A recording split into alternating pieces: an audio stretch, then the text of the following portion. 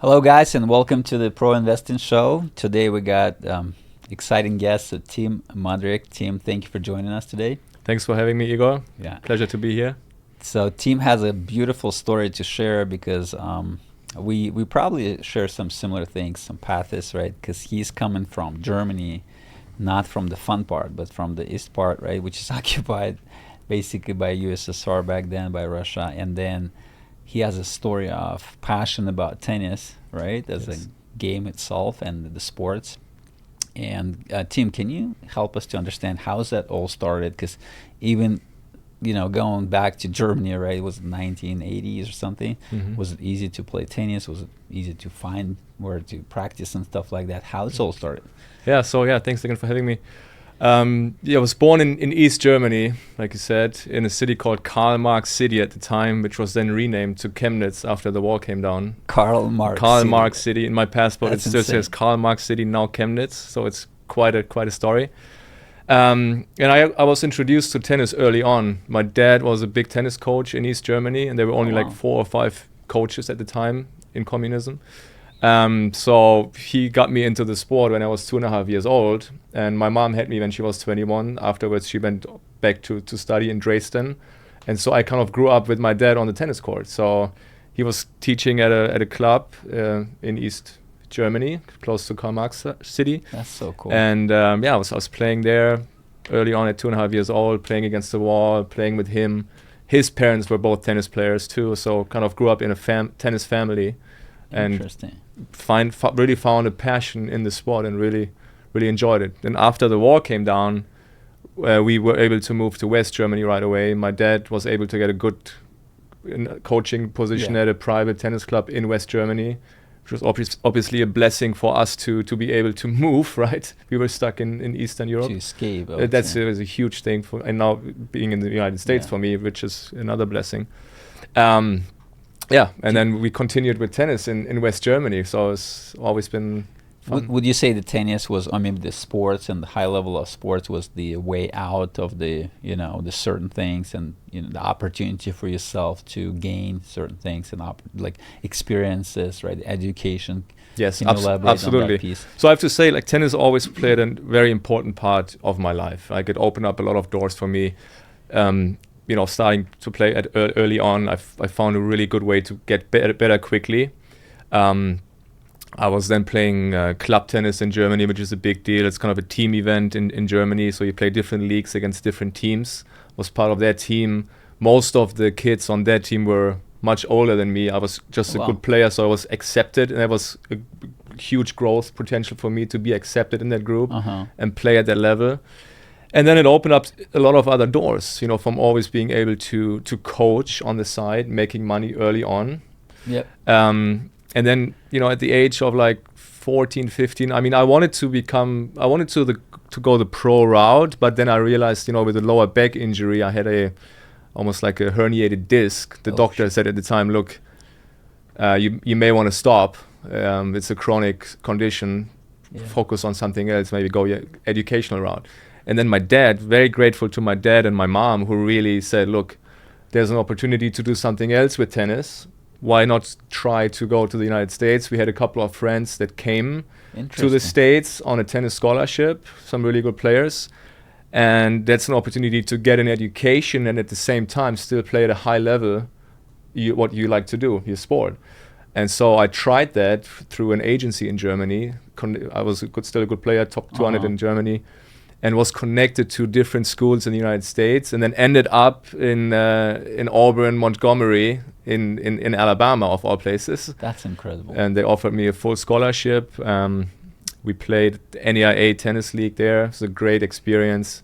And looking back, I think this was one of the best decisions that I have made in my life, just to take that step, getting out of my comfort zone. I left after high school, so I was 19 years old. Yep. Only child, didn't really speak the language. I said, look, let's try something. My dad really pushed for it. Said, just do it for 1 year and you can always come back, continue your studies in Germany, but just go for the experience. So it was not the most important decision. The most important decision was obviously marrying my wife, but it was definitely a crucial part of my life to make that step, and I Yeah. ended up staying Yeah. and falling in love with the United States and succeeding in school. And with tennis, we won 3 national championships with the team, which was fun. And then ended up, That's a again big with time. tennis in California in 2009. Moved to California, and still kind of involved in the tennis business at first. Getting my MBA, coaching, networking. Wow. So Yeah, as the people say, the America, right, built on immigrants, and Yes. it's true to the story, because I still remember myself going to Santa Monica College and barely speaking English, and they say, okay, you guys, do this test and that test. I was like, what I'm gonna do? Like, how would the people do that, right, without knowing any English back then? So, anyways, so I feel like the question is, like, would you say the sports and the discipline you build inside of the sports, right, and inside of the grind of the sports help you to transition into the life and apply it to the education, and then further right into the the career and Yes, business? absolutely. I mean, there's so many aspects of tennis. When you look at your tennis, especially like it's an individual sport. When you look into the tournaments and you play singles, right, you're on your own. You have to find a way to win a match. If you're not at your best, you can't be relying on anybody else, right? You have to figure it out mentally, physically. You have to fight. You have to be creative. So you're on your own. And I think most of these things in a tennis match translate into the real life and into business, right? So same with business, right? You have to figure it out. You have to fight. You have to stand up when you fall. I mean, Absolutely.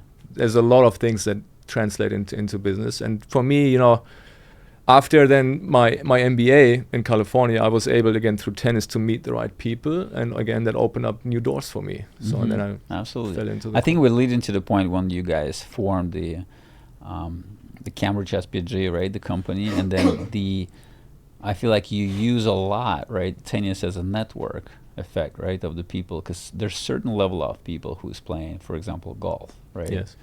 And then the people who's playing tennis, right? And then the tennis opens certain doors for you, right? Mhm. Because you, such a capable player, they invite you to play certain events. Yes. Is that true? Yes. So do you think it's a great networking tool as well? It's a great networking tool. It's a great community. I think it's an amazing community, very educated people and smart business people. Mm-hmm. And before Cambridge, I was able to get into corporate, right, Yep. with Massimo Did you Corporation. play tennis there? I didn't play tennis Not there, as but much. I met the CEO and founder of the company, and the way I met him was through teaching tennis. I was teaching his kids, Really? and so he was kind of the first person here in the States who really believed in me, and he gave me an opportunity. And I ended up working for the company there for 10 years. And then in the last 5 years, I was able to still combine work with my passion, which is still sports and tennis. Excellent. Because they were going into the consumer business with a couple of products. And Wow. I ran like a small startup company within this huge umbrella company. So that was a great experience to do. So this is the coolest story I heard. So you saying because of you coached their kids, I mean his kids, right? And then he saw the potential in you, right? Yes. And he said, why would you just work for me or something like that, right? Yes. That's incredible. No, he gave me an opportunity. He said, look, I like you. Uh-huh. I like your background.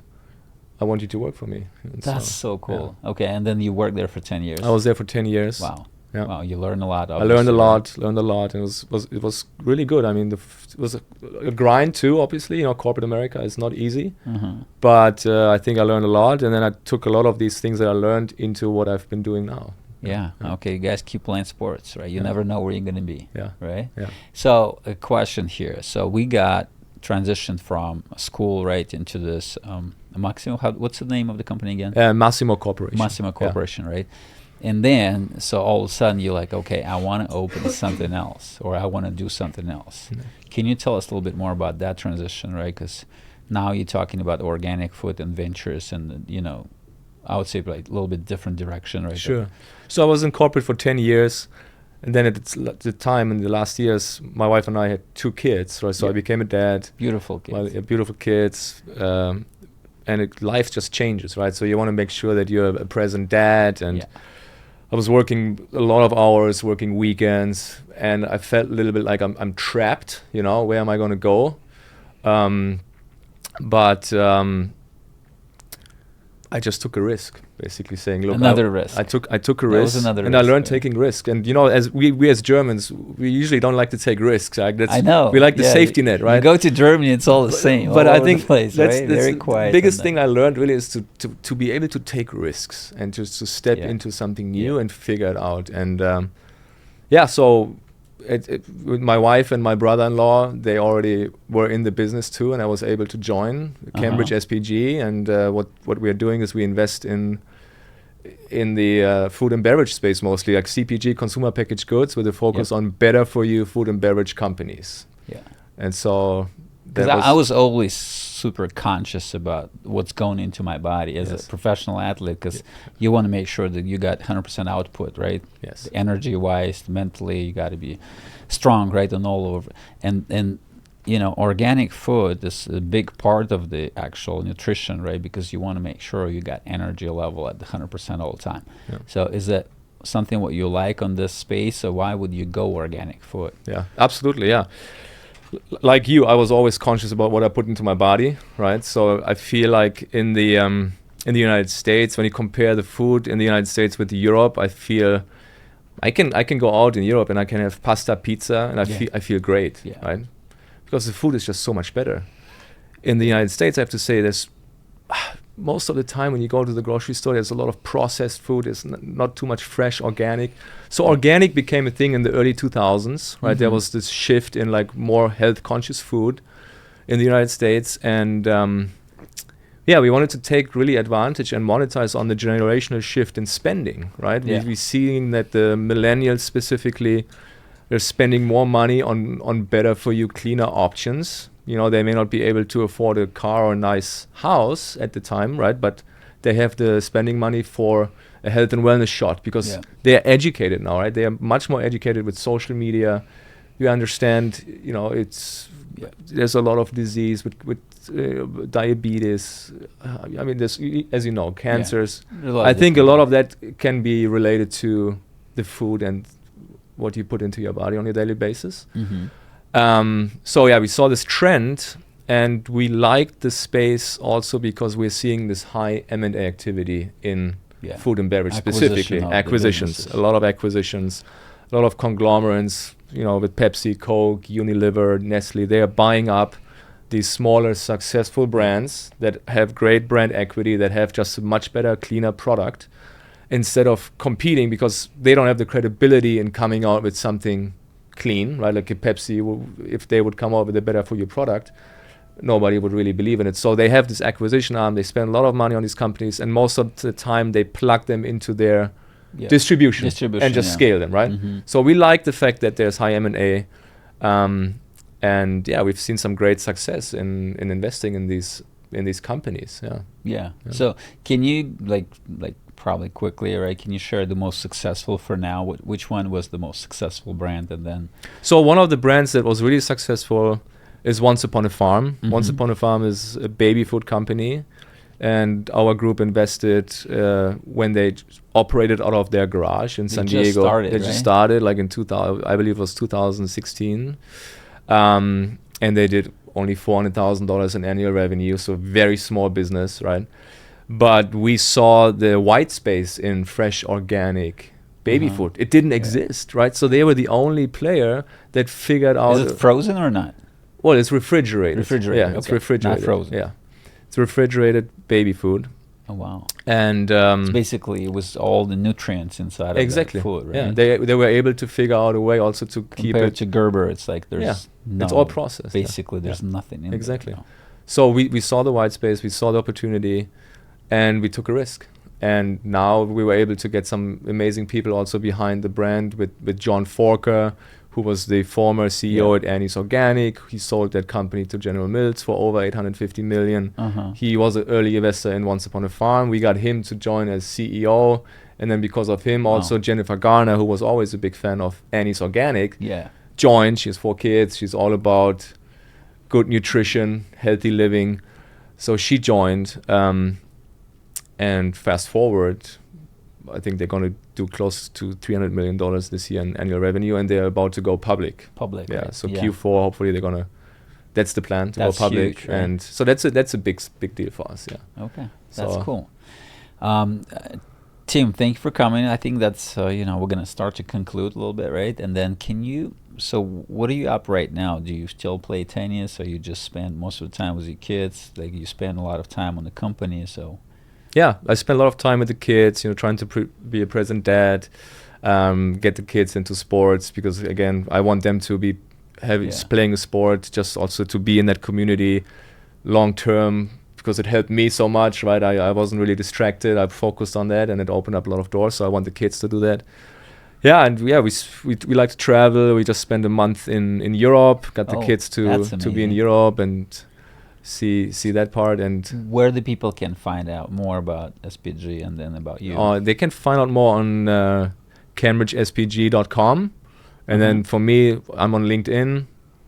Tim Mudrick on LinkedIn, Instagram. Beautiful. Yeah.